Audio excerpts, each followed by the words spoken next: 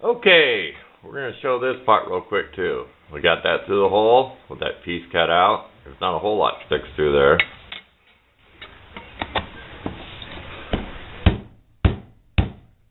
I did have to take the hammer and lay this on a block of wood, hit from the other side and flatten this out. There's a couple dimples made in here where it kind of, you can actually see one there, kind of snaps it in there.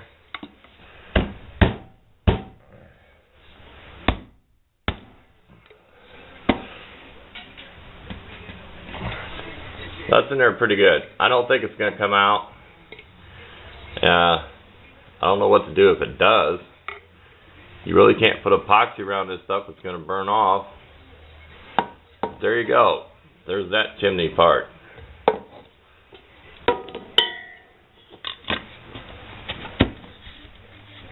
And if you put it down in the can, I can feel it pushing the bottom out. Let's see if we can see it on film. See that? So it's tight to the bottom.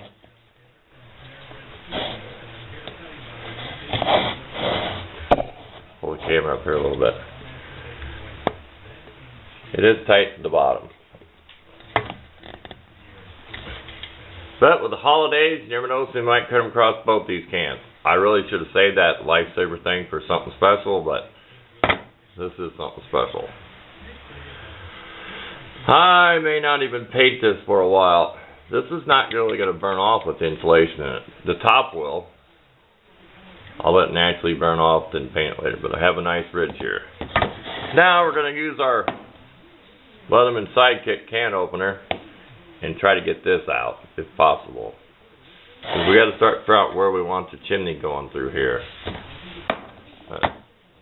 We're going to think of something that goes on here to raise your cup or your thing off the top. I'm probably not going to stick any bolts out of here, but it'll probably be a round ring or something. Maybe part of a can or something with air holes.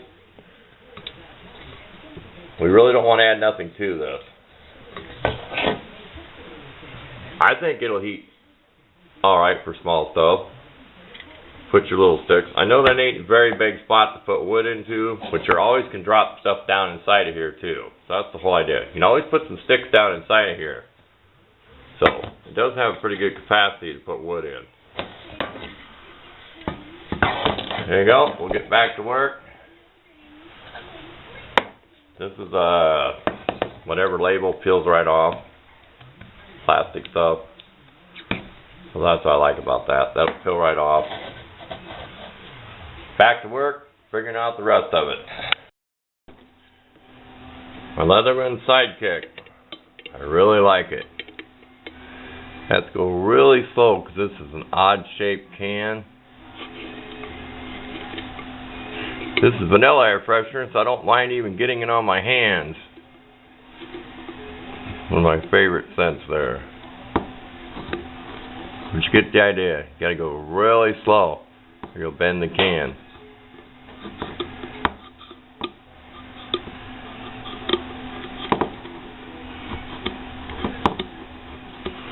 We can speed up just a little bit. That way I got a nice edge out here where your wood's going to go in, where it's smooth against your hands, as long as you don't stick your finger in the hole.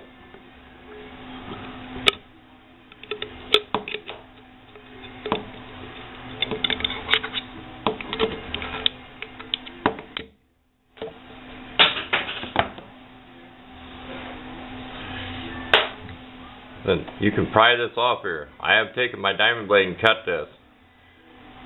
I should make a video of that and make an alcohol stove out of these. They're only about an inch tall. You're only using about an inch and a quarter of this. Because you get this off here, then you have that circle to put your center in. You see alcohol stoves, they line it with a piece of pop can or something, piece of tin, and then your jets go right here. And these are really nice heavy duty. And this is tin. They will get rusted, they will get burnt black. Especially mine would shoot the 6-inch flame out of it. I don't think there's any liquid residue in there. So this is vanilla, so I don't mind it as much. But there's your bottom. And it's going to go up against here. As long as you don't stick your finger in there. I can reach in there, maybe hammer that down too with the ball peen hammer, but it's going to have a nice outer edge. There's a few chew marks from the cutter when it went around here because it was grabbing out here. But I'll just take some emery and get rid of that. It's no biggie. It just feels a little rough. I'll smooth that off, file off, emery. I thought I'd add that in there too. How easy it was to get that out of here. Now, if you got the old Army C-Ration P38, it may work. I have one. I should have tried looking for it. I used to have oodles of them. Your little... I don't know about the safety lid opener, but I wanted to leave this ridge. I don't know about a regular can opener either. You may get away with putting this in a regular can opener. But if all else fails, at least one of these will work. Kind of makes it all the better. Survival tool. Multi-use tool to help build this. Plus I have the file on here too. So I can use the file to get rid of that, which I may do, just so I know I use this as much as I can. Okay, enough of that. Let's start figuring how to put it up against here, how to stick it, either sticking in there, because it is smaller diameter than this, so it ought to go through the hole pretty easy. I may make some tabs where it goes through the hole, it bends, your tabs bend out. If I do, I'll show you, and then I'll rivet it from this side, so you bend your tabs out. And just to do that, you just need to stick this over a broom handle or something. If you got a piece there and you have a tab that's going this way and it's inside there, stick it on a piece of wood to drill your hole to get your rivet in there. Don't rivet it on the outside, rivet your tabs from the inside of the tin. I'll show it as it goes. I don't know how I'm going to connect that yet. That's part of the thinking process, but stay tuned. We'll get there. Okay, we're getting the sun's glare in here. Can't use my body. I don't want to cover up my windows. It's my luck, the same paper template I used. I got this bad habit of not turning my scanner down before a video. We'll let the Christmas music play. See if we can get this in here again. I use the same paper template as I got the hole on the top. See how I stayed away from the line? I stayed inside the line. I used my little diamond blade. Wear goggles that will throw shards all over. Do not use a super high speed, just enough to cut. This almost can fit in here. And we have to figure out a way to hook these two together. If you can't rivet together nothing, you won't get it down inside the can. Self-explanatory. We made this stick out about 2 inches. We actually made it so this can go all the way to the back side of the can, because we'll probably cut that U shape out of it. Something so we have a little extra tin on the bottom. Might as well double it on the bottom when it goes to the can. We wanted this up off the bottom just a little ways for a little bit of insulation.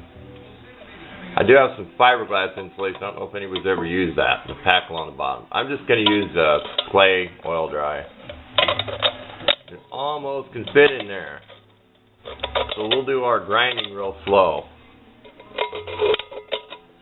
Almost goes in there. So we'll slowly round this out.